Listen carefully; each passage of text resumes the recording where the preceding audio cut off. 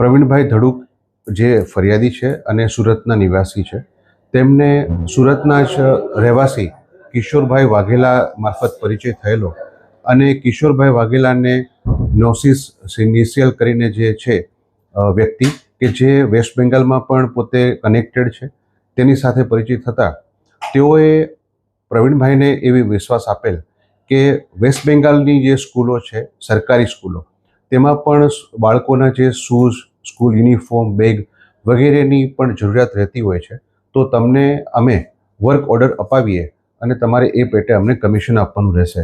જેથી પ્રવીણભાઈ પોતે આ બાબતે સંમત થયેલ અને તેઓએ વેસ્ટ બેંગાલમાંથી સોશિયલ મીડિયા મારફત 36 કરોડનો શૂઝનો એમને ઓર્ડર મોકલાવેલો હતો. આ ઓર્ડર બાબતે તેઓએ આરોપીઓએ ફરિયાદી પાસેથી એડવાન્સમાં કમિશન પણ લઈ લીધેલું હતું અને ઓર્ડર બાબતે જ્યારે ફરિયાદી પોતે વેસ્ટ બેંગાલમાં જઈ અને પોતે તપાસ કરી ત્યારે તેમને ત્યાં જાણવા મળેલ કે આ પ્રકારનો કોઈ પણ ઓર્ડર વેસ્ટ બેંગાલ સરકાર તરફથી આપવામાં આવ્યો નથી, પરંતુ તેમને આરોપીઓએ ખોટી રીતે ડોક્યુમેન્ટ બનાવી અને તેમને મોકલી આપેલ છે. અને આરોપી બાબતે સાથે જ્યારે આ લોકોએ તપાસ કરીને પૂછપરછ કરી તો તેઓ યેન કેન બહાના બતાવી અને તેમને સમય પસાર કરતા રહેતા.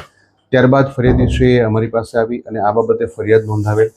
જે ફરિયાદ નોંધ્યા બાદ આરોપી કિશોર વાઘેલા અને નિશિસ નોશિયલને ધરપકડ કરવામાં આવેલી છે અને હાલ આરોપીની પૂછપરછ ચાલુ છે. સર, ફરિયાદી અને આરોપી એકબીજાને કેવી રીતે ઓળખે છે? આરોપી છે એનું બેકગ્રાઉન્ડ શું છે? આરોપી જે છે એ પોતે મહાનગરપાલિકામાં પણ પોતે અગાઉ કામ કરી ચૂકેલા છે અને એ અનુસંધાને પ્રવીણભાઈને તેમનો પરિચય થયેલો હતો.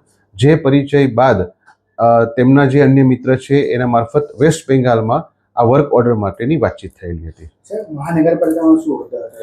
હાલ હોદ્દો એમનો એક્ઝેક્ટ જાણી શકાયેલ નથી. એ બાબતે તપાસ ચાલુ છે અને તેઓ શું ફરજ બજાવતા હતા એ જાણ્યા બાદ આપને જણાવી શકશું. ઓકે.